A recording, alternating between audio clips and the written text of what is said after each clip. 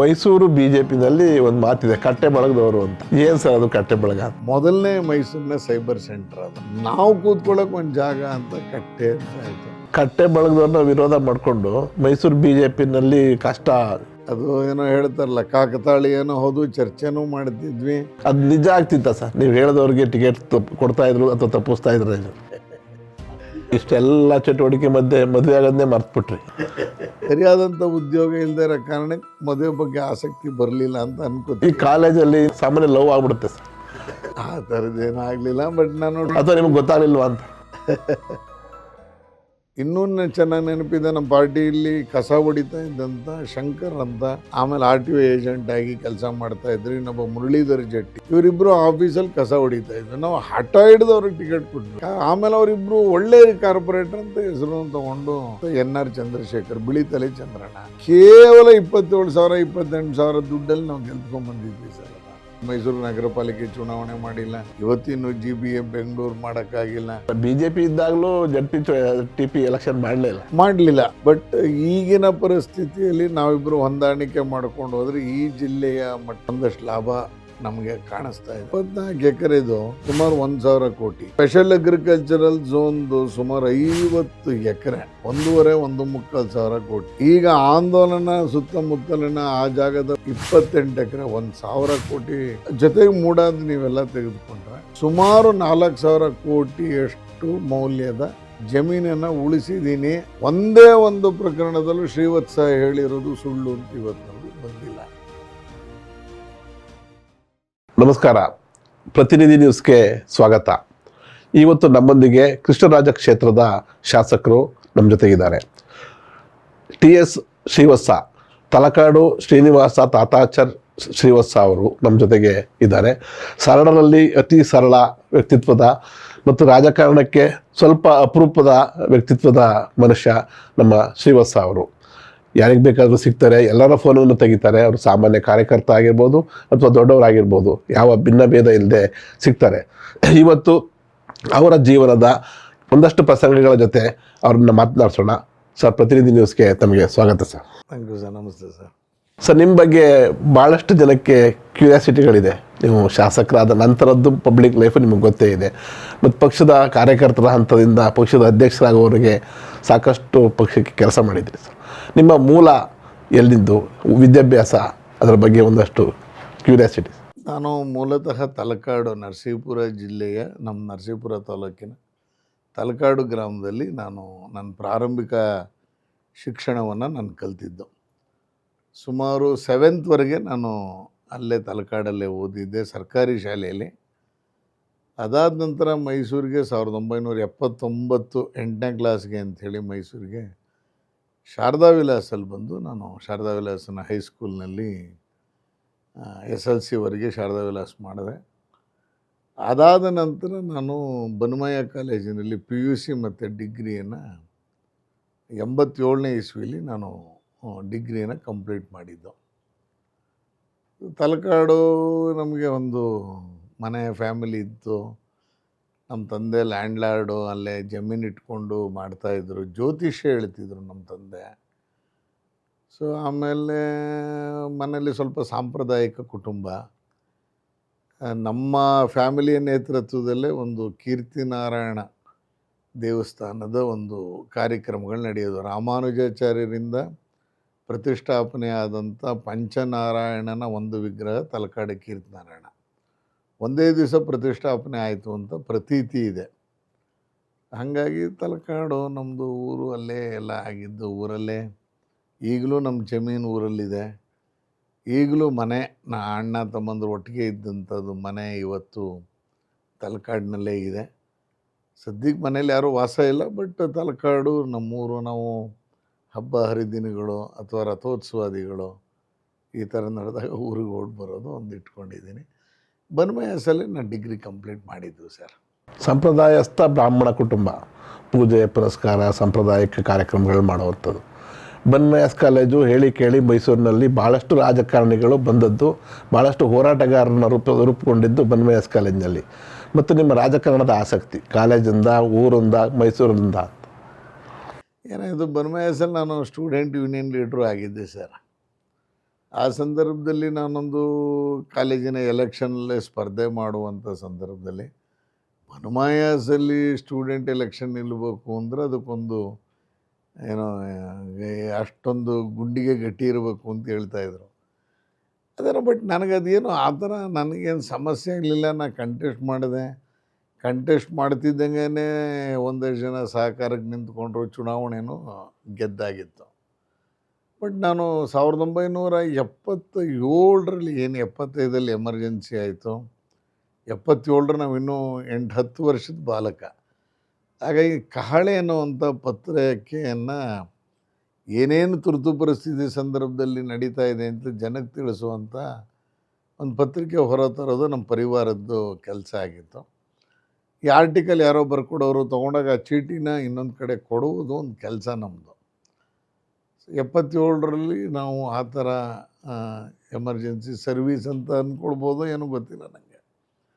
ಅದಾದಮೇಲೆ ಸಂಘದ ಸಂಪರ್ಕ, ಸಂಘದ ಶಾಖೆ ತಲಕಾಡಲ್ಲಿದ್ದಾಗ ಮಾಡ್ತಾಯಿದ್ದೆ, ಹೋಗ್ತಾಯಿದ್ದೆ, ಬರ್ತಾಯಿದ್ದೆ. ಮೈಸೂರಿಗೆ ಬಂದಮೇಲೂ ಶಾಖೆನೇ ಹೋಗೋದನ್ನು ಕಂಟಿನ್ಯೂ ಮಾಡಿದ್ದೆ. ಹಾಗಾಗಿ 87ರ ನಂತರ BJPಯ ಜವಾಬ್ದಾರಿ ತಗೋಬೇಕು ಅಂತ ಹೇಳಿ ನಾನು ವಾರ್ಡಿನ ಪ್ರಧಾನ ಕಾರ್ಯದರ್ಶಿಯಾಗಿ 87-88ರಲ್ಲಿ ನಾನು ನಿಯುಕ್ತಿಯಾಗಿದ್ದೆ. ಹಂಗೆ ಅದು ಕೆಲಸ ಮಾಡ್ತಾ ಏನೋ ರುಚಿ ಕಾಣ್ತು ಅದು. ಇದರಲ್ಲಿ ಒಂದಷ್ಟು ಮುಂದುವರೆದ್ರೆ ಒಂದಷ್ಟು ನೆಮ್ಮದಿ ಸಿಗುತ್ತೆ. ಇಷ್ಟೊಂದು ಕಲುಷಿತ ವಾತಾವರಣವನ್ನು 88ರಲ್ಲಿ ಇಷ್ಟೊಂದು ರಾಜಕೀಯದ ಬಗ್ಗೆ ಅವರ್ಷನ್ ಏನೂ ಇರಲಿಲ್ಲ. ಒಂದಷ್ಟು ಒಳ್ಳೆಯವರು ಇದ್ದರು, ನಾವು ನೋಡಿದ್ವಿ.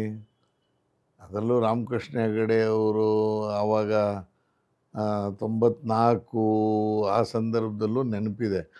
ರಾಮಕೃಷ್ಣ ಹೆಗಡೆ ಅವರು ಕಲಾಮಂದಿರಕ್ಕೆ ಉದ್ಘಾಟನೆಗೆ ಬಂದಿದ್ದೆಲ್ಲ ನೆನೆಸ್ಕೊಂಡ್ರೆ ಏನೋ ಒಂಥರ ಖುಷಿ ಅಂತ ಅನ್ನಿಸ್ತಾಯಿತ್ತು. ರಾಜಕಾರಣದಲ್ಲಿ ಇವೆಲ್ಲ ಆಗ್ತೀವಿ ಅಂತ ಗೊತ್ತಿಲ್ಲ. ಜವಾಬ್ದಾರಿ ಕೊಡ್ತಾ ಬಂದರು, ಮತ್ತು ಜವಾಬ್ದಾರಿ ತೊಗೊಳ್ಳೋರು ಕಡಿಮೆ ಇದ್ದರು ಅವಾಗ ಕೊಟ್ಟರೆ. ಸೊ ಹಾಗಾಗಿ ನಾನು ಜನರಲ್ ಸೆಕ್ರೆಟ್ರಿಯಿಂದ ಈ ಥರ ಸ್ವಲ್ಪ ಆಸಕ್ತಿ ಉಟ್ಕೊಳ್ತು ಅಂತ ಅನಿಸುತ್ತೆ ಸರ್. ಇಷ್ಟೆಲ್ಲ ಚಟುವಟಿಕೆ ಮಧ್ಯೆ ಮದುವೆ ಆಗೋದನ್ನೇ ಮರ್ತ್ಬಿಟ್ರಿ, ಯಾಕೆ, ಏನು ಕಾರಣ ಆಯಿತು? ಇಲ್ಲ, ಒಂದು ನನಗನ್ಸುತ್ತೆ ನಾನು ಸರಿಯಾಗಿ ನೆಲೆ ಕಂಡುಕೊಂಡಿರಲಿಲ್ಲ. ಮೊದಲನೇ ಪಾರ್ಟ್ ಅದು ಇದೆ. 88 ಕಾಲೇಜಿಂದ ಹೊರಗೆ ಬಂದೆ. ಸಾಮಾನ್ಯವಾಗಿ ನಮ್ಮ ಅಂದರೆ ಹೆಚ್ಚು ಬ್ರಾಹ್ಮಣರಲ್ಲಿ ಹುಡುಗ ಏನು ಮಾಡ್ತಾನೆ, ಏನು ಕೆಲಸದಲ್ಲಿದ್ದಾನೆ ಅಂತ ನೋಡೋದನ್ನು ನಾವು ನೋಡ್ತಾ ಇದ್ವಿ. ಸೊ ಸರಿಯಾದಂಥ ರೀತಿಯಲ್ಲಿ ಕೆಲಸ ಇರಲಿಲ್ಲ. ಪ್ರಾರಂಭದ ದಿನಗಳಲ್ಲಿ ನಾನು ಕೃಷ್ಣ ಕಾಂಟಿನೆಂಟಲ್ ಏನೀಗ ಮಧ್ವೇಶ ಕಾಂಪ್ಲೆಕ್ಸ್ ಅಂತಿದೆ, ಕೃಷ್ಣ ಕಾಂಟಿನೆಂಟಲಲ್ಲಿ ನಾನು ಫ್ಲೋರ್ ಸೂಪರ್ವೈಸರ್ ಕೆಲಸಕ್ಕೆ ಸೇರಿದ್ದೆ. ಅವಾಗೆಲ್ಲ ನಮಗೆಲ್ಲ 750 ರೂಪಾಯಿ ಸಂಬಳ ಕೊಡೋರು. ಸೊ ನಾನು ಫಸ್ಟು ನನಗೆ ಅನ್ನ ಕೊಟ್ಟಿದ್ದು ಅಂದರೆ ಕೃಷ್ಣ ಕಾಂಟಿನೆಂಟಲ್ಲು. ಅಲ್ಲಿಯ 10 ಜನ ಡೈರೆಕ್ಟರ್ಸ್ ಇದ್ದರು. ಏನು ಮಾಡ್ತಾನೆ ಅಂದರೆ ಹೇಳ್ಕೊಳಕ್ಕೆ ಮನೆಯಲ್ಲೂ ಸರಿಯಾದಂಥ ಇದ್ದಲ್ಲ. ಆಮೇಲೆ ನಾನು LIC ಕೆರಿಯರ್ ಏಜೆಂಟ್ ಆಗಿದ್ದೆ. LIC ಕೆರಿಯರ್ ಏಜೆಂಟ್ ಆದಾಗ ನಂಗೆ 500 ರೂಪಾಯಿ ಸಂಬಳ ಸ್ಟೈಫಂಡ್ ಕೊಡ್ತೀನಿ. ಅಲ್ಲ, ಅಪ್ಪ ಲ್ಯಾಂಡ್ ಲಾರ್ಡ್ ಇದ್ದರು, ಆ ಹಿನ್ನೆಲೆ ಇತ್ತು, ಕುಟುಂಬದ ಹಿನ್ನೆಲೆ ಇತ್ತು. ಅಂದರೆ ಮನೆಯಲ್ಲಿ ಲ್ಯಾಂಡ್ ಲಾರ್ಡು ಅವ್ರ ಮಗ ಅಂತ ಇತ್ತೇ ವಿನಃ ಹುಡುಗ ಏನು ಮಾಡ್ತಾನೆ ಅಂದರೆ ಹೇಳೋಕ್ಕಿರಲಿಲ್ಲ. ಪ್ರಯತ್ನನೂ ಮಾಡಲಿಲ್ಲ, ನೀವು ಮದುವೆ ಆಗೋ ಪ್ರಯತ್ನ ಮಾಡಲಿಲ್ಲ ಅಥವಾ ವಿಫಲ? ಮಾಡಲೇ ಇಲ್ಲ. ಆಮೇಲೆ ಈ ಥರದ ಚಟುವಟಿಕೆ, ಈ ಥರದ ಪ್ರೈವೇಟ್ ಕೆಲಸಕ್ಕೆ ಇದ್ದಿದ್ದರಿಂದ ಮಧ್ಯದಲ್ಲಿ ನಾನು ದೇವಿ ಬನಿಯನ್ಸ್ ಕೆಲಸಕ್ಕೆ ಸೇರಿಕೊಂಡಿದ್ದೆ. ಈ ಥರದ್ದೇ ನಡೆದೋಗಿತ್ತು. ಅಂದರೆ ಉದ್ಯೋಗದ ಅನಿವಾರ್ಯತೆ ಇತ್ತು ನಿಮ್ಗೆ ಆಗ? ಉದ್ಯೋಗ ಅನಿವಾರ್ಯತೆ ಅನ್ನೋಕ್ಕಿಂತ ಏನು ಹುಡುಗ ಏನು ಮಾಡ್ತಾನೆ ಅಂದರೆ ಏನೋ ಒಂದು ಕೆಲಸ ಹೇಳ್ಕೊಬೇಕಲ್ಲ. ಮನೆಯಲ್ಲಿ ಆ ಥರದ ಊಟಕ್ಕೆ ತೊಂದರೆ ಅಂದರೆ ಗದ್ದೆ ಬೆಳೀತಾ ಇತ್ತು, ಆ ಥರದ್ದು ಸಮಸ್ಯೆ ಇರಲಿಲ್ಲ, ಊಟಕ್ಕೆ ಸಮಸ್ಯೆ ಇರಲಿಲ್ಲ. ಬಟ್ ಹೇಳ್ಕೊಳಕ್ಕೆ ಒಂದು ಕೆಲಸ, ಒಂದು ಐಡೆಂಟಿಟಿ ಬೇಕಾಗಿತ್ತು, ಇರಲಿಲ್ಲ. ಹಾಗಾಗಿ ಆ ಡಿಗ್ರಿ ಆದಮೇಲೆ ಒಂದು 4-5 ವರ್ಷ ಸರಿಯಾದಂಥ ಉದ್ಯೋಗ ಇಲ್ಲದೇ ಇರೋ ಕಾರಣಕ್ಕೆ ಮದುವೆ ಬಗ್ಗೆ ಆಸಕ್ತಿ ಬರಲಿಲ್ಲ ಅಂತ ಅನ್ಕೋತೀನಿ. ಅದಾದ್ಮೇಲೆ ಈ ಕಾಲೇಜಲ್ಲಿ ಇಂಥ ಚಟುವಟಿಕೆಗಳಲ್ಲೆಲ್ಲ ಹಾಡು ಹೇಳೋರು, ಸಾಮಾನ್ಯ ಈ ಓಡಾಟೋರಿಗೆ ಸಾಮಾನ್ಯ ಲವ್ ಆಗ್ಬಿಡುತ್ತೆ ಸರ್.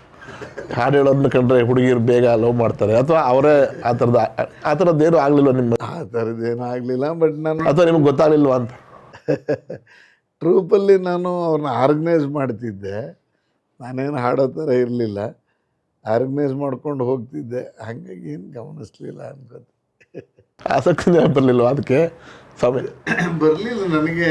ಅದಾದಮೇಲೆ ಮೇನ್ ನನಗನ್ಸುತ್ತೆ ಮದುವೆ ಗಮನ ಬರದೇ ಇರೋದು ಅಂದರೆ ಈ ಕಾರಣಕ್ಕೆ ಸರ್. ಕೆಲಸ ಸರಿಗಿಲ್ಲ, ಹೇಳ್ಕೋ ಯಾವ್ದಾದ್ರು ಹುಡುಗಿ ನೋಡಬೇಕು ಅಥವಾ ಹೋಗಬೇಕು ಅಂದಾಗ ಅಲ್ಲಿಗೆ ನಮಗೆ ಅನ್ನಿಸ್ತಾ ಇತ್ತು ಬ್ರೇಕ್ ಮಾಡ್ಕೊಂತ ನಾವು ಪ್ರಯತ್ನವೂ ಆಗಲಿಲ್ಲ, ಸರಿಯಾದಂಥ ಉದ್ಯೋಗ.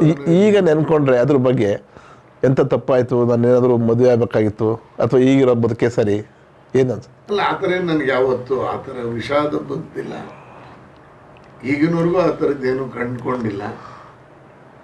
ನನಗೇನು ಆ ಥರದ್ದೇನು ಅನಿಸಿಲ್ಲ ಇರಬೇಕು ಅಂತ. ನಡ್ಕೊಂಡು ಹೋಗ್ತಿದೆ, ಈಗಲೂ ಅದೇ ಥರ ಜೀವನ ನಡ್ಕೊಂಡು ಹೋಗ್ತಾ ಇದೆ. ಸ್ನೇಹಿತರು ಮತ್ತು ಸಾರ್ವಜನಿಕ ಬದುಕಲ್ಲಿದ್ದ ಕಾರಣಕ್ಕೆ ನನಗೇನು ಆ ಥರ ಅನಿಸಿಲ್ಲ. ಮೈಸೂರು BJPನಲ್ಲಿ ಒಂದು ಮಾತಿದೆ, ಕಟ್ಟೆ ಬಳಗದವರು ಅಂತ. ಏನು ಸರ್ ಅದು ಕಟ್ಟೆ ಬಳಗ ಅಂತ? ಸರ್, ರಮಾವಿಲಾಸ ರೋಡಲ್ಲಿ ಚಲಾಂಬಾಗ್ರಹಕ್ಕೆ ಹೋಗ್ತಾ ಅಲ್ಲಿ ನಮ್ಮ ಸ್ನೇಹಿತರಾದಂಥ ಮೋಹನ್ ಅವರು ಒಂದು ಸೈಬರ್ ಸೆಂಟರ್ನ ಓಪನ್ ಮಾಡಿದ್ರು 1995-96 ಮೊದಲನೇ ಮೈಸೂರಿನ ಸೈಬರ್ ಸೆಂಟರ್ ಅದು. ಸೊ ನಾವೆಲ್ಲ ಕೂತ್ಕೊಳ್ಳೋಕೆ ಒಂದು ಜಾಗ ಬೇಕಾಗಿತ್ತು, ಹರಟೆ ಹೊಡೆಯೋಕೆ ಒಂದು ಜಾಗ ಬೇಕಿತ್ತು. ಅಲ್ಲಿಗೆ ಹೋಗ್ತಿದ್ವಿ. ಎದುರುಗಡೆ ಒಂದು ಕಟ್ಟೆ ಜಗಳಿ ಇರುವಂಥ ಮಳಿಗೆಗಳು ಒಂದು ಖಾಲಿ ಜಾಗ ಇತ್ತು, ಅದ್ರ ಮೇಲೆ ಕೂತ್ಕೋತಿದ್ವಿ. ಎಲ್ಲಿದ್ದೀರಾ ಅಂದರೆ ನಾವು ಹೇಳೋಕ್ಕೆ ಸರಿಯಾಗಿ ಎಲ್ಲಿ ಹೋಗ್ತೀವಿ, ಇನ್ನೆಲ್ಲಿ ಹೋಗ್ತೀವೋ ಬರೋ ಕಟ್ಟೆಯಲ್ಲಿ ಇರ್ತೀವಿ ಅಂತ ಆ ಜಗಲಿ ಕಟ್ಟೆ ಅನ್ನೋದು ಅಭ್ಯಾಸ ಆಗಿಬಿಡ್ತಾಯಿತ್ತು. ಹಾಗಾಗಿ ಅದು ಕಟ್ಟೆ ಬಳಗ ಅಂತ. ಈ BJP ಆವಾಗೆಲ್ಲ ನಮ್ಮ BJP ಆಫೀಸು ಸಣ್ಣ ಆಫೀಸ್ಗಳು ಇರ್ತಾಯಿತ್ತು ಸರ್. ಅವಾಗ 10 ಜನ ಕೂತ್ಕೊಳ್ಳೋಂಥರದ್ದು ನಮ್ಮ ಕೃಷ್ಣವಿಲಾಸ ರೋಡಲ್ಲಿತ್ತು. ನಾವು ಅದನ್ನು ಬಾಗಿಲು ಹಾಕ್ಬೇಕಾಗಿ ಬಂತು, ಅವರೇನೋ ಮಾರಾಟ ಮಾಡಿದ್ದಾರೆ ಅಂತ. ಸೊ ಅದಾದಮೇಲೆ ನಾವು ಬೇರೆ ಬೇರೆ ಕಡೆಗೆ ಶಿಫ್ಟ್ ಆಗ್ತಾಯಿದ್ವಿ. ನಾವು ಕೂತ್ಕೊಳ್ಳೋಕೆ ಒಂದು ಜಾಗ ಅಂತ ಕಟ್ಟೆ ಅಂತ ಆಯಿತು. ಅಲ್ಲಿ ನಾವೆಲ್ಲ ಸೇರೋದ್ರಿಂದ ದೊಡ್ಡವರು ಅಲ್ಲಿಗೆ ಬರೋರು, ಚಿಕ್ಕವರು ಬರೋರು. ಹಾಗಾಗಿ ಅದು ಕಟ್ಟೆ ಬಳಗ ಅಂತ ಕಟ್ಟೆ ಬಳಗ ಹಂಗೆ. ಕಟ್ಟೆ ಬಳಗದವ್ರನ್ನ ವಿರೋಧ ಮಾಡಿಕೊಂಡು ಮೈಸೂರು BJPನಲ್ಲಿ ಕಷ್ಟ ಅಂತ ಆಗ ಮಾತಾಡ್ತಿದ್ರು. ಅಲ್ಲದು ಏನಂದರೆ ನಾವೆಲ್ಲರೂ ಜವಾಬ್ದಾರಿ ಇರೋರೆಲ್ಲರೂ ನಾವು ಅಲ್ಲೇ ಸೇರ್ಕೋತಾ ಇದ್ವಿ. ಹಾಗಾಗಿ ಅದು ಆ ಥರದ್ದೊಂದು ಅಪವಾದ ಅವಾಗ ಬಂದಿದ್ದು ಕಿವಿಗೆ ಬಂದಿತ್ತು. ಬಟ್ ಆ ಥರ ಏನು ಇರಲಿಲ್ಲ ಅಲ್ಲಿ.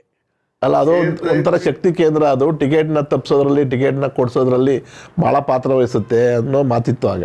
ಸಹಜವಾಗಿ ಇಲ್ಲಿ ಕೂತ್ಕೊಂಡಾಗ ನಾವು ಎಲ್ಲ ವಿಚಾರವೂ ಚರ್ಚೆಗೆ ಆಗತ್ತೆ ಸರ್. ಅಲ್ಲಿ ಏನೋ ಒಂದು ಕೆಲವು ವಿಷಯಗಳಲ್ಲಿ ಅಂತಿಮ ರೂಪಕ್ಕೆ ಬರೋ ಥರ ಆಗ್ತಾ ಇತ್ತದು. ಅದು ಏನೋ ಹೇಳ್ತಾರಲ್ಲ, ಕಾಕತಾಳಿ ಏನೋ ಹೌದು, ಚರ್ಚೆನೂ ಮಾಡ್ತಿದ್ವಿ. ಹಾಗಾಗಿ ಅದು ಇಂಪ್ಲಿಮೆಂಟೇಷನು ಸುಲಭ. ಯಾಕಂದ್ರೆ ಅಲ್ಲಿ ಕಟ್ಟೆಯಲ್ಲಿದ್ದಂಥ ಸಿದ್ದರಾಜು ಜನರಲ್ ಸೆಕ್ರೆಟರಿ ಆಗಿದ್ದರು, ಮೈವಿ ರವಿ ಜನರಲ್ ಸೆಕ್ರೆಟರಿ ಆಗಿದ್ದರು. ನಾವು ಸ್ನೇಹಿತರು ಹೌದು, ಅವರು ಪಾರ್ಟಿ ಪೊಸಿಷನಲ್ಲೂ ಇದ್ದರು. ಮಂಜುನಾಥ್ ಇದ್ದರು, ನಾನಾಗ ಮಂಡಲದ ಅಧ್ಯಕ್ಷ ಆಗಿದ್ದೆ. ಈ ಎಲ್ಲ ಕಾರಣಕ್ಕೆ ಸ್ವಲ್ಪ ಖ್ಯಾತಿ ಕುಖ್ಯಾತಿ ಎರಡೂ ಕಟ್ಟೆ ಮೇಲೆ. ಅದು ನಿಜ ಆಗ್ತಿತ್ತ ಸರ್? ನೀವು ಹೇಳಿದವ್ರಿಗೆ ಟಿಕೆಟ್ ಕೊಡ್ತಾಯಿದ್ರು ಅಥವಾ ತಪ್ಪಿಸ್ತಾ ಇದ್ರೆ? ನಮ್ಮದು ನಾವೇನಾದ್ರು ಹಠ ಹಿಡಿದು ನಾವು ಯಾರು ವ್ಯಕ್ತಿ ಬಗ್ಗೆ ಚಿಂತನೆ ಮಾಡಿದ್ರೆ ಸಾಕಷ್ಟು ಸತ್ಯ ಸಂಗತಿಗಳು ಇವ್ರ ಹತ್ರ ಇದೆ ಅನ್ನೋದು ಮೇಲ್ಗಡೆ ಅವ್ರಿಗೆ ಮನವರಿಕೆ ಆಗಿತ್ತು ಸರ್. ಮೈಸೂರು BJPಯನ್ನು ಜೀವಂತವಾಗಿಡೋದ್ರಲ್ಲಿ ಮಾರುತಿರಾವ್ ಪವಾರ್ ಅವರೆಲ್ಲ ಆರಂಭದಲ್ಲಿ ಕೆಲಸ ಮಾಡಿದ್ರು. ಹೆಚ್ಚು ಜೀವಂತವಾಗಿಡೋದ್ರಲ್ಲಿ ನಿಮ್ಗಳ ಪಾತ್ರ ದೊಡ್ಡದಿತ್ತು. ಹೆಂಗಿತ್ತು ಸರ್ ಆಗ? ನೋಡಿ ಸರ್, ನಾವು ಮಾರುತಿರಾವ್ ಪವಾರ್ ಕೈ ಕೆಳಗೇನೆ ಕೆಲಸ ಮಾಡಿ ಗೊತ್ತಿರೋವಂಥವ್ರು. ಹೋರಾಟ ಅಂದ್ರೆ ಮಾರುತಿರಾವ್ ಪವಾರ್ ಅವಾಗ ನಮಗೆ ಹೇಳ್ಕೊಟ್ಟಿದ್ರು ಹೆಂಗೆ ಅಂತ.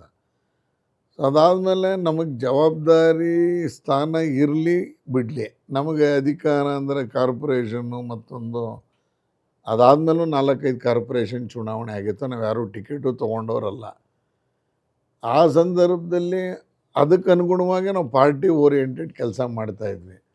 ಉದಾಹರಣೆಗೆ ಸಿದ್ದರಾಜ್ ಅವರಿಗೆಲ್ಲ ರಾಮಾನುಜ ರೋಡಲ್ಲಿ ಟಿಕೆಟ್ ಸಿಕ್ತು, ಸೋತರು ಅವರು ಆ ಸಂದರ್ಭದಲ್ಲಿ ನಮ್ಮ ದೇವರಾಜ್ ವಿರುದ್ಧ ಚುನಾವಣೆಯಲ್ಲಿ. ಕಟ್ಟೆಲೆ ನಮ್ಮ ಜೊತೆನೇ ಇದ್ದಂತೆ MG ಮಹೇಶ್ ಕೃಷ್ಣಮೂರ್ತಿಪುರಮಲ್ಲಿ ನಿಂತು ಸೋತಿದ್ದಂಥದ್ದು. ಆಮೇಲೆ ಕುವೆಂಪು ನಗರದಲ್ಲಿ 2ನೇ ಬಾರಿಗೆ ಅಟೆಂಡ್ ಆಗಿ ಸೆಕೆಂಡ್ ಅಟೆಂಪ್ಟಲ್ಲಿ ಗೆದ್ದವರು. ಹಾಗಾಗಿ ನಾವು ಟಿಕೆಟ್ ಸಿಗಲಿ ಬಿಡಲಿ ನಿರಂತರವಾಗಿ ನಾವು ಪಾರ್ಟಿ ಆ್ಯಕ್ಟಿವಿಟೀಸ್ ಜೊತೆ ಇರ್ತಾಯಿದ್ವಿ. ಇನ್ನೂ ಚೆನ್ನಾಗಿ ನೆನಪಿದೆ, ನಮ್ಮ ಪಾರ್ಟಿಯಲ್ಲಿ ಕಸ ಹೊಡಿತಾ ಇದ್ದಂಥ ಶಂಕರ್ ಅಂತ, ಆಮೇಲೆ RTO ಏಜೆಂಟಾಗಿ ಕೆಲಸ ಮಾಡ್ತಾಯಿದ್ರು. ಇನ್ನೊಬ್ಬ ಮುರಳೀಧರ್ ಜಟ್ಟಿ ಅಂತ. ಇವರಿಬ್ಬರು ಆಫೀಸಲ್ಲಿ ಕಸ ಹೊಡಿತಾ ಇದ್ವಿ. ನಾವು ಹಠ ಹಿಡಿದು ಅವ್ರಿಗೆ ಟಿಕೆಟ್ ಕೊಟ್ವಿ. ಆಮೇಲೆ ಅವರಿಬ್ಬರು ಒಳ್ಳೆ ಕಾರ್ಪೊರೇಟರ್ ಅಂತ ಹೆಸರನ್ನು ತೊಗೊಂಡು ಮೈಸೂರಲ್ಲಿ ಬಿ ಜೆ ಪಿಗೆ ಹೆಸರನ್ನು ಉಳಿಸಿದವರು. ಹಿಂಗೆ ಅನೇಕ ಸಂದರ್ಭದಲ್ಲಿ ಜಗಳನೂ ಆಡಿ ಟಿಕೆಟ್ ತೊಗೊಂಡಂಥ ಬಿ ಜೆ ಪಿಯ ಕಾರ್ಯಕರ್ತರು ಪಾರ್ಟಿ ಒಳಗೂ ಉಳ್ಕೊಂಡ್ರು ಕೊನೆ ತನಕ, ಈಗಲೂ ಇದ್ದಾರೆ.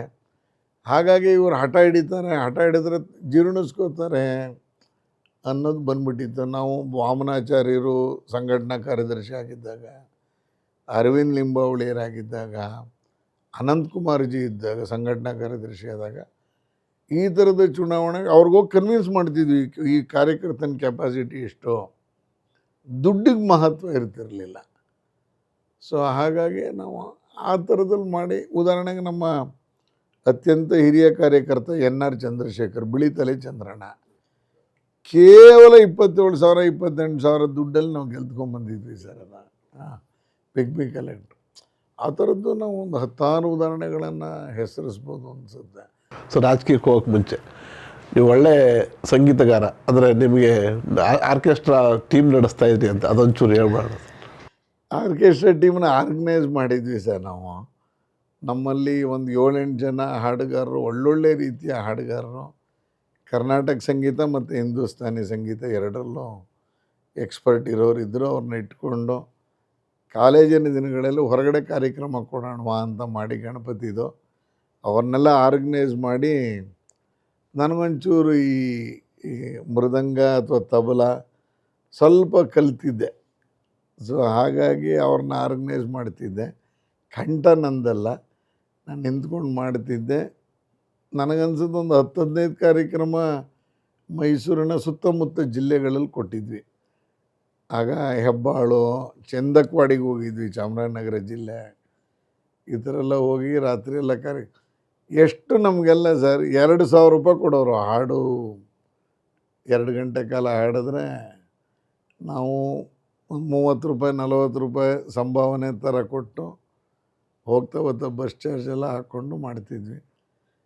ಅದೇ ಸ್ನೇಹಿತರ ಬಳಗ ಮತ್ತೆ ನಾವು ಒಂದು 4-5 ವರ್ಷದಿಂದ ಮತ್ತೆ ಹಾಡುಗಳನ್ನ ಪ್ರಾಕ್ಟೀಸ್ ಮಾಡಬೇಕು ಅಂತ ಮಾಡಿ, ದಸರಾ ಎಕ್ಸಿಬಿಷನ್ನಲ್ಲಿ ಮಿತ್ರ ಸಿಂಧು ಅನ್ನೋ ಹೆಸರಿನಲ್ಲಿ 2 ಕಾರ್ಯಕ್ರಮವನ್ನು ಕಳೆದ ಒಂದು 3-4 ವರ್ಷದಿಂದ ತೊಗೊಂಡಿದ್ದೀವಿ.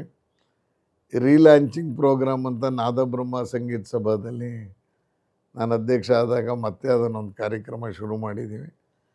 ಈಗ ಅದನ್ನು ಜೀವಂತವಾಗಿ ಇಡುವಂಥ ಕೆಲಸವನ್ನು ಮಾಡ್ತಾಯಿದ್ದೀವಿ. ಸಮಯ ಎಲ್ಲರೂ ಸಿಕ್ಕಿದ್ರೆ ಮದುವೆ ಮನೆಗಳಲ್ಲಿ ಆ ಥರ ಈ ಥರ ದುಡ್ಡಿಗಾಗಲ್ಲ, ಒಂದು ಪ್ಯಾಷನ್ ಆಗಿ ಅದನ್ನು ಇಟ್ಕೊಂಡು ಮಾಡ್ತಾಯಿದ್ದೀವಿ.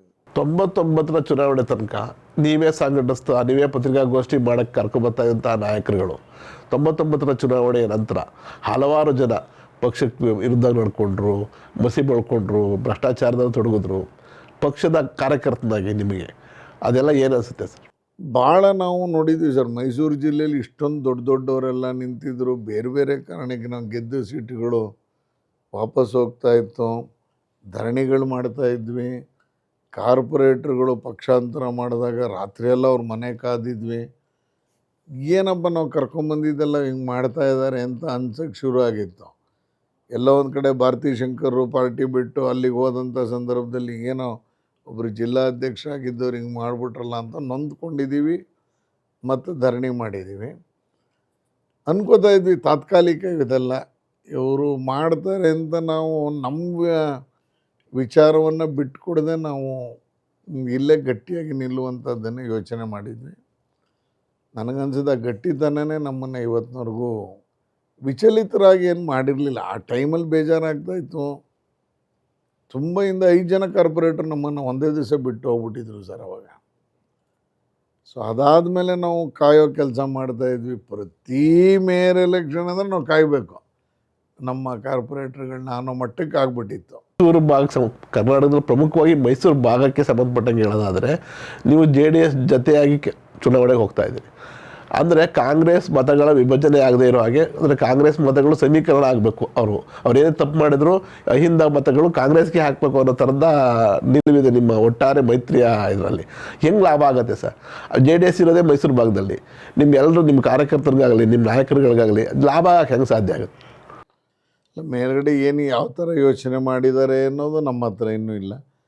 ಆದರೆ ಮೈತ್ರಿ ಹೋಗೋದ್ರಿಂದ 3 ಪಾರ್ಟಿಗೆ ಓಟು ಡಿವೈಡ್ ಆಗೋ ಬದಲು 2 ಪಾರ್ಟಿ ಜೊತೆ ನಡೆದಾಗ, ನೇರ ಹಣಾಹಣಿ ನಡೆದಾಗ ಒಂದಷ್ಟು ಲಾಭದ ವಾತಾವರಣ ಕಾಣ್ತಾ ಇದೆ ಅಂಥೇಳಿ ಮೇಲ್ಗಡೆಯವ್ರಿಗೆ ಅನಿಸಿದೆ. ಆ ಹಿನ್ನೆಲೆಯಲ್ಲಿ ನಾವು JDS ಜೊತೆ ಹೊಂದಾಣಿಕೆ ಈ ಭಾಗದಲ್ಲಿ ಆಗತ್ತೆ ಅಥವಾ ಆ ಥರನೇ ನಡೀತಾ ಇದೆ. ನಾವು ಒಟ್ಟಿಬ್ಬರು ಒಟ್ಟಿಗೆ ಹೋಗೋ ಕಾರಣಕ್ಕೆ ಇವತ್ತು ಮೈಸೂರು ನಗರ ಪಾಲಿಕೆ ಚುನಾವಣೆ ಮಾಡಿಲ್ಲ, ಇವತ್ತಿನ್ನು GBA ಬೆಂಗಳೂರು ಮಾಡೋಕ್ಕಾಗಿಲ್ಲ. ಅಂದರೆ BJP JDS ಒಟ್ಟಿಗೋದ್ರೆ ನಾವು ಸೋಲ್ತೀವಿ ಅನ್ನುವಂಥದ್ದನ್ನು ಕಾಂಗ್ರೆಸ್ಸು ಈಗಾಗಲೇ ಅರ್ಥಕೊಂಡಂಗಿದೆ ಅಂತ ಎಲ್ಲ ಕಡೆ ಬರ್ತಾ ಇರೋದು. BJP ಇದ್ದಾಗಲೂ TP ಎಲೆಕ್ಷನ್ ಮಾಡಲಿಲ್ಲ. ಆ ಒಂದು ಇದೆ ನಮ್ಮ ಹತ್ರ. ಆದರೆ ನಾವು ಮೈತ್ರಿ ಅಂತ ಆದಮೇಲೆ, ನಾವು ಮೈತ್ರಿಗೆ ಹೋದ್ಮೇಲೆ ಈಗ ನಮ್ಮನ್ನು ಎದುರಿಸೋದ್ರಲ್ಲಿ ಸ್ವಲ್ಪ ಕಾಂಗ್ರೆಸ್ಸು ಇದು ಮಾಡ್ಕೋತಾ ಇದ್ದಾರೆ ಅಂತ. ಆದರೆ ಅದನ್ನು ವಿಧಾನಸಭಾ ಉಪಚುನಾವಣೆಗೆ ಅದ್ಯಾಕೆ ಪರಿಣಾಮ ಬೀರಲಿಲ್ಲ ಅಂದರೆ, ವಿಧಾನಸಭಾ ಉಪಚುನಾವಣೆಯ ಪ್ಯಾಟ್ರನ್ನೇ ಬೇರೆ, ಅದು ಯಾವಾಗಲೂ ರೂಲಿಂಗ್ ಪಾರ್ಟಿಗೆ ಹೋಗುತ್ತೆ ಅನ್ನೋದು ಗೊತ್ತಿರುವಂಥದ್ದು. ಬಟ್ ಈಗಿನ ಪರಿಸ್ಥಿತಿಯಲ್ಲಿ ನಾವಿಬ್ಬರು ಹೊಂದಾಣಿಕೆ ಮಾಡ್ಕೊಂಡು ಹೋದರೆ ಈ ಜಿಲ್ಲೆಯ ಮಟ್ಟಕ್ಕೆ ಒಂದಷ್ಟು ಲಾಭ ನಮಗೆ ಕಾಣಿಸ್ತಾ ಇದೆ. ಆ ಹಿನ್ನೆಲೆಯಲ್ಲಿ ಮೈತ್ರಿಗೆ ಹೋಗ್ತೀವಿ ಅಂತ ಅನ್ನಿಸ್ತಾ ಇದೆ ಸರ್. ರಾಮದಾಸ್ ಅವ್ರಿಗೆ ಟಿಕೆಟ್ ತಪ್ಪಕ್ಕೆ ನಿಜವಾದ ಕಾರಣ ಏನು ಸರ್? ಯಾರು ಸರ್? ಕಾರಣ ನಮಗೂ ಏನು ಗೊತ್ತಿಲ್ಲ ಯಾಕೆ ಏನು ಅಂತ. ಆದರೆ ನಾವು ಅಂದ್ಕೊಂಡಿದ್ವಿ ಸಿಟ್ಟಿಂಗ್ ಸೀಟು, ನಾನಾಗ ಅಧ್ಯಕ್ಷ ಆಗಿದ್ದೆ, ಸಿಟ್ಟಿಂಗ್ ಸೀಟನ್ನು ಕೇಳಬಾರ್ದು ಅನ್ನೋದಂಥದ್ದನ್ನೇ ನಿಮ್ಮ ಕ್ಲೈಮ್ ಇರಲಿಲ್ವಾ? ನಾನೇನು ಕ್ಲೈಮ್ ಮಾಡಿರಲಿಲ್ಲ. ಕೊನೆಯವರೆಗೂ ಚುನಾವಣೆಯ ಎಲ್ಲ ಕೋರ್ ಕಮಿಟಿ ಮೀಟಿಂಗ್ ನಡೆದಾಗಲೂ ನಾನೊಬ್ಬ ಆಕಾಂಕ್ಷಿ ಅಂತ ಹೇಳಿರಲಿಲ್ಲ.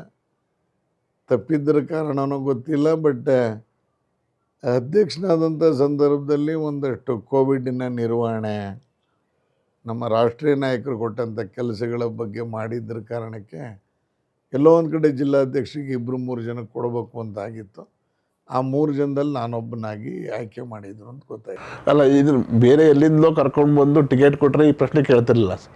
ಮೈಸೂರಿನ ಅಧ್ಯಕ್ಷರು ನೀವು. ರಾಜೀವ್ ಅವರು ಪ್ರಬಲ ಆಕಾಂಕ್ಷಿ ಆಗಿದ್ದರು ಎಗೇನೆಸ್ಟು ರಾಮದಾಸ್ ಅವರು. ರಾಮದಾಸ್ ಅವರಿಗೆ ಟಿಕೆಟ್ ತಪ್ಪಿತು, ರಾಜೀವ್ ಅವರು ಪಕ್ಷದಿಂದ, ಅಂದರೆ ಟಿಕೆಟ್ ತಪ್ಪಿದ ಕಾರಣಕ್ಕಾಗಿ ರಾಜೀವ್ ಅವರು ಪಕ್ಷದಿಂದ ಹೋದರು. ಇದರಲ್ಲಿ ನಿಮ್ಮ ಪಾತ್ರ ಏನು, ಅಥವಾ ಬೇರೆ ನಿಮ್ಗೆ ಗೊತ್ತಿಲ್ಲದೇ ಇರೋ ಪಾತ್ರಗಳು ಭಾಳ ಇದ್ವಾ? ಇಲ್ಲ, ಇದು ನನ್ನ ಪಾತ್ರ ಏನಿರಲಿಲ್ಲ. ಆದರೆ ಟಿಕೆಟನ್ನು ನಾನು ಕೇಳೂ ಇರಲಿಲ್ಲ ಆ್ಯಕ್ಚುಲಿ. ಆದರೆ ನನಗನ್ಸುತ್ತೆ ಕೇಂದ್ರದ ನಾಯಕರು, ನನಗೆ ಆಮೇಲಿಂದ ಬಂದ ಮಾಹಿತಿ, ಇಡೀ ರಾಜ್ಯದಲ್ಲಿ ನಾವೊಂದು 32 ಸಂಘಟನಾತ್ಮಕ ಜಿಲ್ಲಾ ಅಧ್ಯಕ್ಷರಿದ್ದರು. ಸಂಘಟನೆಯಲ್ಲಿ ಕೆಲಸ ಮಾಡಿದವ್ರಿಗೆ ನಾವು ಏನಾದ್ರು ಮಾಡಬೇಕು ಅಂತ ಅವರು ಯೋಚನೆ ಮಾಡಿ ಅವ್ರದ್ದೇನೋ ಒಂದು ಮಾನದಂಡ, ಆ ಮಾನದಂಡದಲ್ಲಿ ಮೈಸೂರು ಅಧ್ಯಕ್ಷನು ಒಬ್ಬ ಪಾಸಾಗಿದ್ದೆ ಅನ್ನುವಂಥದ್ದು. ಅದಕ್ಕೆ ಕಾರಣಗಳು ಎಸ್ ಟಿ ಸೋಮಶೇಖರ್ ಅವರು ಜಿಲ್ಲಾ ಮಂತ್ರಿ ಆಗಿದ್ದಾಗ ಅವ್ರು ನನ್ನ ಬಗ್ಗೆ ಹೇಳಿರೋವಂಥ ಒಳ್ಳೆಯ ಅಭಿಪ್ರಾಯನೂ ಇರಬಹುದೇನೋ. ಒಟ್ಟಾರೆ ನಾನು ಅಧ್ಯಕ್ಷನಾಗಿ ಕೆಲಸ ಮಾಡಿದ್ದರ ಕಾರಣಕ್ಕೆ ಆಮೇಲೆ ಬಂದಿದ್ದು ಅಧ್ಯಕ್ಷನ ಯಶಸ್ವಿಯಾಗಿ ಕೆಲಸ ಮಾಡಿದ್ದೀರಿ, ಹಾಗಾಗಿ ಕೊಟ್ಟಿದ್ದಾರೆ ಅಂತ. ಗೆದ್ದ ಮೇಲೆ ಶ್ರೀವತ್ಸ ಅವರು ಭಾಳ ಆಕ್ಟಿವ್ ಆದರು, ಕೆಲವು ಪ್ರಕರಣಗಳನ್ನು ಹೊರಗೆ ತೆಗೆದ್ರು. ಆದರೆ ಯಾಕೋ ಅದನ್ನ ಮುಕ್ತಾಯದ ಹಂತಕ್ಕೆ ತಗೊಂಡೋಗಲಿಲ್ಲ. ನ್ಯಾಯಾಲಯದ ಹಂತಕ್ಕೆ ಹೋದಾಗ ಇವರೇನು ದಾಖಲೆಗಳನ್ನ ಸರಿಯಾಗಿ ಒದಗಿಸ್ತಿಲ್ಲ ಅನ್ನೋ ಕಾರಣಕ್ಕೆ ಬಿದ್ದೋಯ್ತು. ಏನು ಕಾಂಗ್ರೆಸ್ ಜೊತೆ ಶ್ರೀವತ್ಸ ಅವ್ರದ್ದು? ಅಲ್ಲ, ನಾನು ಯಾವ್ಯಾವ ಪ್ರಕರಣವನ್ನು ತೆಗೆದಿದ್ದೀನೋ ಎಲ್ಲಕ್ಕೂ ತಾರ್ಕಿಕ ಅಂತ್ಯವನ್ನು ತೋರಿಸ್ತಾ ಇದ್ದೀವಿ. ನೋಡಿ, 14 ಸೈಟ್ ವಿಷಯ ಮಾತಾಡಿದ್ವಿ, ಮುಖ್ಯಮಂತ್ರಿಗಳು ವಾಪಸ್ ಮಾಡಿದ್ರು. ಅದಾದ ಮೇಲೆ ಇಡಿ ತನಿಖೆಗೆ ಬಂತು. ಇವತ್ತು 1055 ಸೈಟುಗಳು ಇಡಿಯ ಅಟ್ಯಾಚ್ ಮಾಡ್ಕೊಳ್ತು. ಗಲಾಟೆ ಮಾಡಿದ್ವಿ, ಸರ್ಕಾರ ಆ್ಯಕ್ಷನ್ ತಗೋಬೇಕಾದಂಥ ಸರ್ಕಾರ ಕಮಿಷನರ್ ಮೇಲೆ ತಗೊಳ್ಳಿಲ್ಲ. ಹೌಸಲ್ಲಿ ಗಲಾಟೆ ಮಾಡಾದ್ಮೇಲೆ ಬೆಳಗಾಂ ಅಧಿವೇಶನದಲ್ಲಿ ದಿನೇಶ್ ಕುಮಾರ್ ಸಸ್ಪೆನ್ಷನ್ ಆಯಿತು. ಅದಾದ ಮೇಲೆ ಮೂಡಾದ ಪ್ರಕರಣದಲ್ಲಿ ಕೋರ್ಟ್ಗೆ ಹೋಗಿ ಪಾದಯಾತ್ರೆ ಮಾಡಿದ್ದು ತಮಗೆ ಗೊತ್ತಿದೆ. ಇವತ್ತು ಮೂಡಾ ಕೇಸಲ್ಲಿ ಲೋಕಾಯುಕ್ತದಲ್ಲಿ 10 ಜನ ಅಧಿಕಾರಿಗಳ ಮೇಲೆ ಕಂಪ್ಲೇಂಟ್ ಯಾರಪ್ಪ ಅಂದರೆ ನಾನೇನೆ. ಇವತ್ತು ಲೋಕಾಯುಕ್ತದಲ್ಲಿ ಏನು ಮುಗ್ದಿಲ್ಲ ಅದು. ಇನ್ನು ಎರಡನೇದು, ರಾಜಕೀಯವಾಗಿ ಇದನ್ನು ಏನು ಜನತಾ ನ್ಯಾಯಾಲಯದ ಮುಂದೆ ತಗೊಂಡು ಹೋಗುವಂಥ ಪ್ರಯತ್ನವನ್ನು ಮಾಡಿದ್ವಿ. ಕೆರೆ ಸಂರಕ್ಷಣೆ ವಿಷಯ ಬಂದಾಗ ಕಾಂಪೌಂಡನ್ನು ಉರುಳಿಸಿದ್ವಿ. 24 ಎಕರೆ ಬೇರೆ ಬೇರೆ ಪರಬರ ಆಗಿದೆ ಅಂತ ಆದಾಗ ಸೇಲ್ ಅಗ್ರಿಮೆಂಟನ್ನು ಕ್ಯಾನ್ಸಲ್ ಮಾಡಿ ಸರ್ಕಾರಕ್ಕೆ ಅದನ್ನು ಮರಳಿ ಮಾಡಿಸಿದ್ದೀವಿ. ಆಂದೋಲನ ಸರ್ಕಲ್ದು ಈಗೇನು ಚಾಮುಂಡೇಶ್ವರಿ ಸರ್ವೋದಯ ಸಂಘದ್ದಾಗಿದ್ದಂಥ ಸಂದರ್ಭದಲ್ಲಿ ಅಷ್ಟೂ ಖಾತೆಗಳನ್ನ ರದ್ದು ಮಾಡೋಕ್ಕೆ ಮೂಡದಿಂದ ಕೋರ್ಟ್ಗೆ ಹಾಕ್ಸಿದ್ದೀವಿ. ಒಂದೇ ಒಂದು ಪ್ರಕರಣವು ಪ್ರೆಸ್ ಮಾಡಿ ಬಿಟ್ಟಿದ್ದೀನಿ ಅಂತ ಇಲ್ಲ ಸರ್. ಶ್ರೀವತ್ಸ ಅವರು ಬೇರೆ ಪಕ್ಷದವ್ರ ಬಗ್ಗೆ ಮಾತಾಡ್ತಾರೆ, ಹಾಗಾದ್ರೆ BJP ಅವರು ಮೂಡಾದಲ್ಲಿ ಏನೂ ಮಾಡಿಲ್ವಾ? ಅವ್ರ ಪಕ್ಷದವ್ರು ಇರಲಿಲ್ವಾ? ಕಾಂಗ್ರೆಸ್ ಅಧಿಕಾರದಲ್ಲಿದೆ, ತೆಗೀರಿ. ಹಂಗಾದ್ರೆ ನಿಮ್ಮ ಕೈಲಿ ಅಧಿಕಾರ ಇದೆಯಲ್ಲ, ನೀವೇ ಚೇರ್ಮನ್ ಮಾಡ್ಕೊಂಡಿದ್ದೀರಲ್ಲ, ನೀವೇ ಕಮಿಷನರ್ ಅಪಾಯಿಂಟ್ ಮಾಡ್ಕೊಂಡಿದ್ದೀರಲ್ಲ. ನಾನು ಮಾಡಿದ ಪತ್ರಿಕಾಗೋಷ್ಠಿಗೆ ಒಬ್ಬನೇ ಒಬ್ಬ ಕಾಂಗ್ರೆಸ್ಸವನು ಇವತ್ತಿನವರೆಗೂ ಅದಕ್ಕೆ ರಿಯಾಕ್ಷನ್ ಕೊಟ್ಟಿಲ್ಲ. ಒಂದೇ ಒಂದು ಪ್ರಕರಣಕ್ಕೆ ಅವ್ರ ಕಡೆಯಿಂದ ಶ್ರೀವತ್ಸ ಹೇಳ್ತಿರೋ ಸುಳ್ಳು ಅಂತ ಹೇಳೋಕ್ಕಾಗಿಲ್ಲ. ನಿಮ್ಮವರು ಹೇಳಿಲ್ವಾ? BJP ಅವರು ಸಪೋರ್ಟಿಗೆ ಬರಲಿಲ್ಲ ಶ್ರೀವತ್ಸ ಅವ್ರಿಗೆ? ಅಲ್ಲ, ಅದಕ್ಕೆ ಕೆಲವು ಸಲ ಹೋರಾಟ ಮಾಡಿ ಅದನ್ನು ದಡ ಅಂತೂ ಸೇರಿಸುವಂಥ ಕೆಲಸವನ್ನು ತಮ್ಮ ಮುಖಾಂತರ ಮಾಡ್ತಾಯಿದ್ದೀವಿ. ಸ್ಪಾಟ್ಗೆ ಕರ್ಕೊಂಡು ಹೋಗ್ತೀವಿ, ಸ್ಪಾಟಲ್ಲೇ ಮಾಡಿದ್ದೀವಿ, ಅಲ್ಲೇ ತೋರಿಸಿದ್ದೀವಿ. ಒಂದೇ ಒಂದು ಪ್ರಕರಣದಲ್ಲೂ ಶ್ರೀವತ್ಸ ಹೇಳಿರೋದು ಸುಳ್ಳು ಅಂತ ಇವತ್ತಿನವರೆಗೂ ಬಂದಿಲ್ಲ. ಮತ್ತು ಅದನ್ನು ದಡ ಮುಟ್ಟಿಸುವ ಕೆಲಸವನ್ನು ಮಾಡ್ತಾಯಿದ್ದೀನಿ. ಭಾಳ ಬೆತ್ತಗೆ ಮಾಡ್ತೀರಿ. ಯಾಕೆ ಅಂದರೆ ಇವ್ರಿಗೆ ಹೆದರಿಕೆ, ಜೀವ ಭಯ, ಅಥವಾ ಬೇರೆ ಏನೇನೋ ಆಮಿಷಗಳಿಗೆ ಶ್ರೀವತ್ಸ ಬಲಿ ಆಯ್ತಾರೆ ಅಂತ ಮಾತಾಡ್ತಾರೆ. ಅಲ್ಲ, ಬಲಿಯಾಗೋದಾದ್ರೆ ಯಾವುದೂ ಪ್ರಕರಣವೂ ಹೊರಗೆ ಬರುತ್ತಿರಲಿಲ್ಲ. 24 ಎಕರೆದು ಸುಮಾರು 1,000 ಕೋಟಿ. ಸ್ಪೆಷಲ್ ಅಗ್ರಿಕಲ್ಚರಲ್ ಝೋನ್ದು ಸುಮಾರು 50 ಎಕರೆ, 1,5–1,25 ಕೋಟಿ. ಈಗ ಆಂದೋಲನ ಸುತ್ತಮುತ್ತಲಿನ ಆ ಜಾಗದ ವೃತ್ತದ ಸುತ್ತಮುತ್ತಲಿನ ಜಾಗ 28 ಎಕರೆ, 1,000 ಕೋಟಿ ಬೆಲೆ ಬಾಳುವಂಥ ಪ್ರದೇಶ. ಅಂದರೆ ಜೊತೆಗೆ ಮೂಡಾದ ನೀವೆಲ್ಲ ತೆಗೆದುಕೊಂಡ್ರೆ ನನಗನ್ಸುತ್ತೆ ಸರ್ಕಾರದ ಭೂಮಿ ಸರ್ಕಾರಕ್ಕೆ ಸುಮಾರು 4,000 ಕೋಟಿಯಷ್ಟು ಮೌಲ್ಯದ ಜಮೀನನ್ನು ಉಳಿಸಿದ್ದೀನಿ, ಅಥವಾ ಸರ್ಕಾರದ ವಶಕ್ಕೆ ಉಳಿದಿರೋದ್ರಲ್ಲಿ ನನ್ನದೊಂದು ಪಾತ್ರ ಇದೆ ಅಂತ ನನಗಂತೂ ಹೆಮ್ಮೆ ಇದೆ ಸರ್. ಇವಿಷ್ಟು KR ಕ್ಷೇತ್ರದ TS ಶ್ರೀವತ್ಸ ಅವರು ಪ್ರತಿನಿಧಿ ನ್ಯೂಸ್ನೊಂದಿಗೆ ಆಡಿದ ಮಾತುಗಳು. ಇವತ್ತಿಗೂ ಬಹಳ ಸರಳವಾದ ಮನೆಯಲ್ಲಿರುವಂಥ ಶಾಸಕರು, ಮತ್ತು ಎಲ್ರಿಗೂ ಯಾವುದೇ ಸಂದರ್ಭದಲ್ಲಿ ಫೋನ್ ಮಾಡಿದ್ರು, ಕಾರ್ಯಕ್ರಮದಲ್ಲಿದ್ರೂ ಹೊರಗಡೆ ಇದ್ರೂ ಸಿಗುವಂಥ ಒಬ್ಬ ರಾಜಕಾರಣಿ ಇವತ್ತು ನಮ್ಮ ಜೊತೆ ಬಂದು ಇಷ್ಟೊತ್ತು ತಮ್ಮ ಮನದಾಳವನ್ನು ಹಂಚಿಕೊಂಡಿದ್ದಾರೆ. ಅವರಿಗೆ ಪ್ರತಿನಿಧಿಯ ಪರವಾಗಿ ಹೃತ್ಪೂರ್ವಕವಾದ ಧನ್ಯವಾದಗಳು. Thank you sir. Thank you.